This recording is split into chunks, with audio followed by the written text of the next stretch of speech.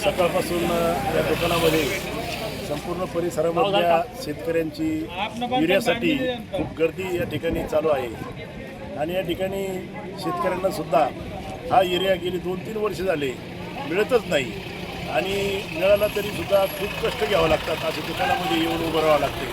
परंतु या ठिकाणी शासनाची सुद्धा जबाबदारी आहे की आपण जास्त प्रमाणामध्ये युरिया उपलब्ध करायला पाहिजे आणि शेतकरी या ठिकाणी मग भागत आहेत की मला युरिया मिळावा, मला युरिया मिळावा.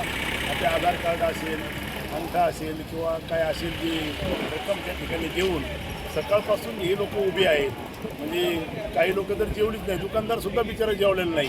परंतु शासनाने या ठिकाणी युरिया जास्त उपलब्ध करून देणं गरजेचं आहे आणि शेतीसाठी बाजरी अजून पेरायची तरीसुद्धा शेतकऱ्यांना मागच्या वर्षीचा अनुभव आहे, वाईट अनुभव आहे की या ठिकाणी युरिया मिळत नाही.